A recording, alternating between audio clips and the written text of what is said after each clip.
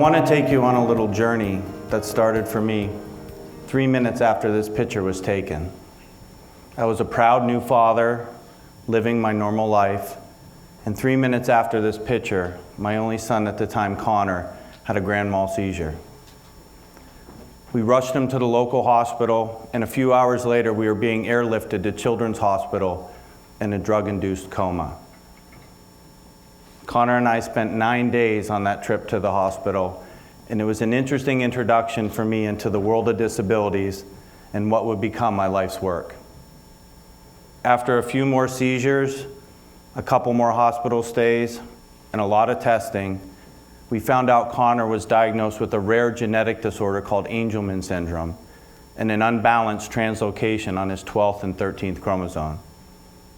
Angelman syndrome is a deletion or mutation on the 15th chromosome from the maternal side and is typically characterized by severe seizures, developmental disabilities, oftentimes for most an inability to speak, difficulties with walking and balance, ataxia, which is kind of a tightness in the muscles.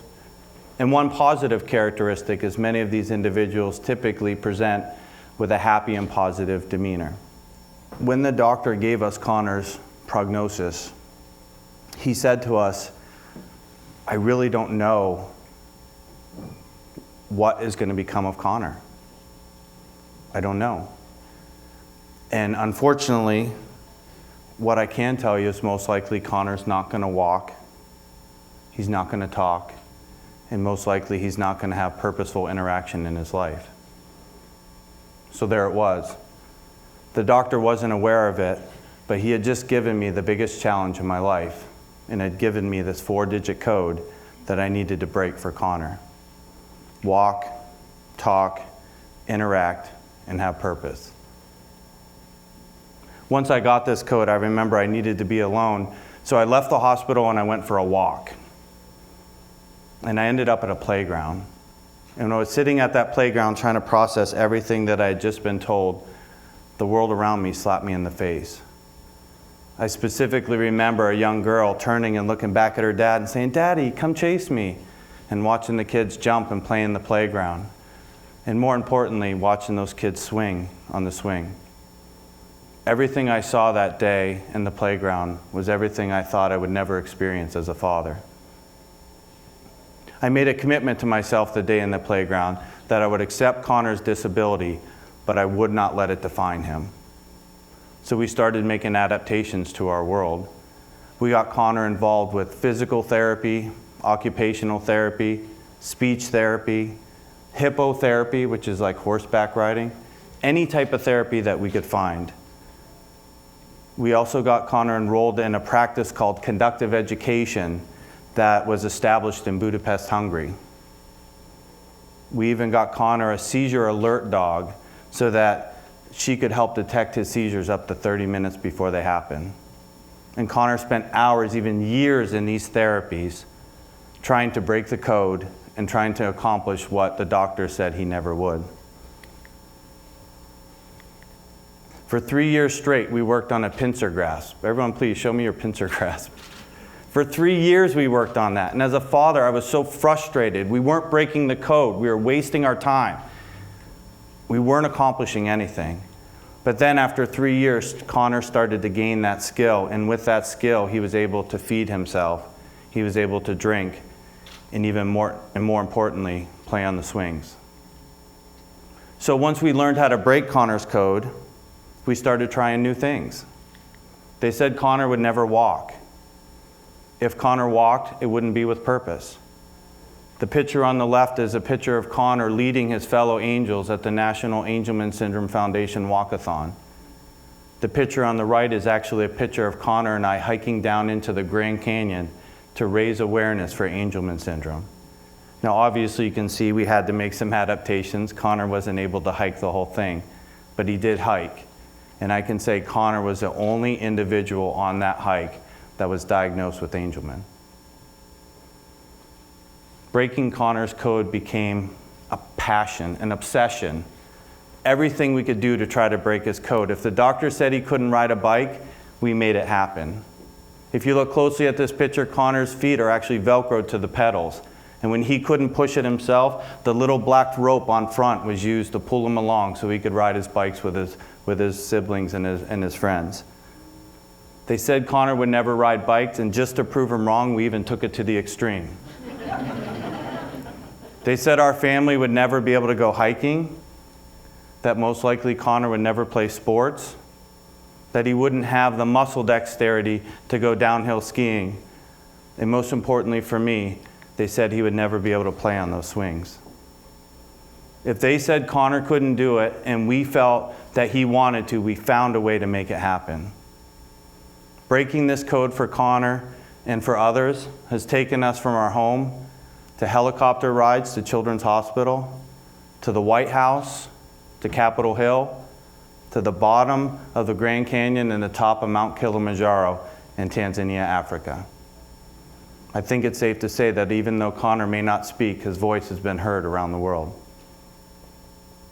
What I didn't realize that day in the park when I was grieving was that as I learned to break Connor's code, I was also teaching myself how to break the code for others.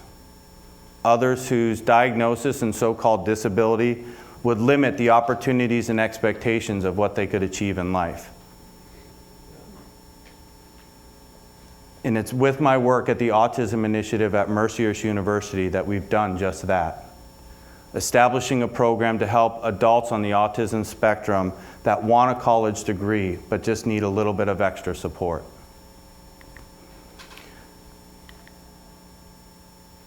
And in the Autism Initiative at Mercyhurst, we've been able to do that successfully.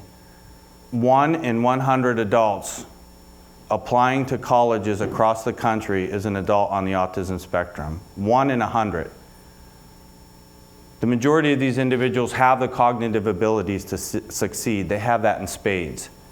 What they need is just a little bit of skills and adaptation so they can adjust to their new environment.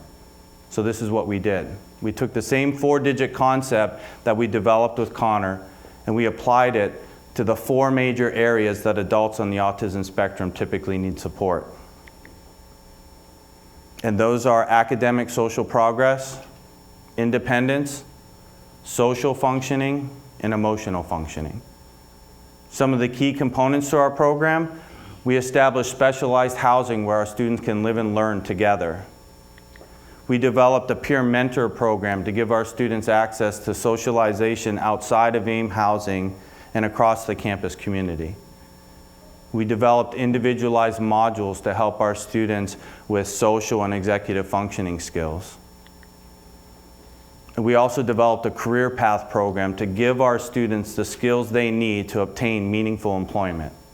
And truthfully, that's the whole ultimate goal of what we're trying to accomplish. If we can help our students obtain meaningful employment, then we can help them live productive, independent lives. This matters to them, and it should matter to you too, and here's why. In the next 5 years, 250,000 adults on the autism spectrum will age out of children's services and into adult services. The majority of these individuals will be high-functioning adults on the autism spectrum that are already applying to higher education institutions in record numbers. This rising tide has even been classified as epidemic. And the big wave, that hasn't even hit yet. But let's talk about the symptomology of some of these individuals. The majority of these individuals have exceptionally high skills and intellect, even genius in specific areas. They have excellent rote memory. They feel very comfortable in environments that are sustainable, that they're used to. They do very, very well with repetitive and ritualistic behaviors. They oftentimes feel the need to fix and rearrange things. And probably most importantly, they have difficulties in some social situations that typically distract from productivity and efficiency. I don't know about you, but that sounds like an individual I'd like to hire. Many of these individuals do very well in detail-oriented tasks in an environment that they feel familiar in. What a business owner gets out of that is a long-term sustainable employee. The sad alternative? The sad alternative is that the majority of these individuals will transition into adult services that already cost $196 billion across this country and is projected to increase to $400 billion in the next 10 years.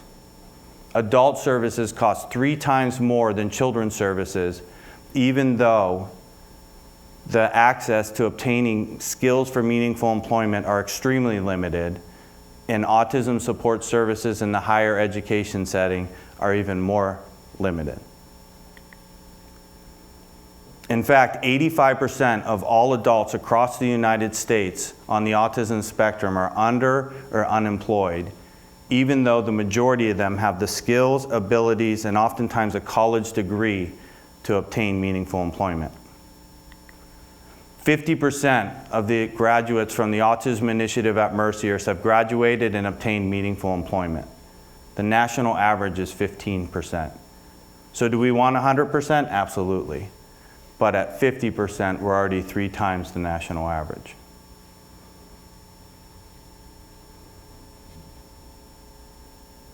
Three times the national average. Sometimes breaking this code is absolutely exhausting. Even the best locksmith doesn't open every door. And then at other times we do this small little thing and the 4-digit code just pops out. And we count that as a victory and we get to watch that student blossom. I want to tell you a story. In the Autism Initiative, we send a letter out to every professor stating this individual is being supported by the Autism Initiative, and if you and or they have a concern, to give us a call. I had a professor contact me on the second day of class and said, Brad, I had an assignment that I was explaining in my course that was worth 60% of the grade of my course. And truthfully, I don't think this student understood a word of what I was saying. So I'm calling you to see if you can help me so that I can help him. That assignment was supposed to take 10 weeks to complete. That student the following Tuesday turned in that assignment, and that professor said it was one of the best pieces of student-generated art that he had seen in 25 years. So we know there's a misrepresentation from what we think is being heard and what's actually being processed. We also know that there's a misrepresentation on what we think adults on the autism spectrum can accomplish and what they can truly achieve when we remove some of the barriers. We know that these individuals can succeed.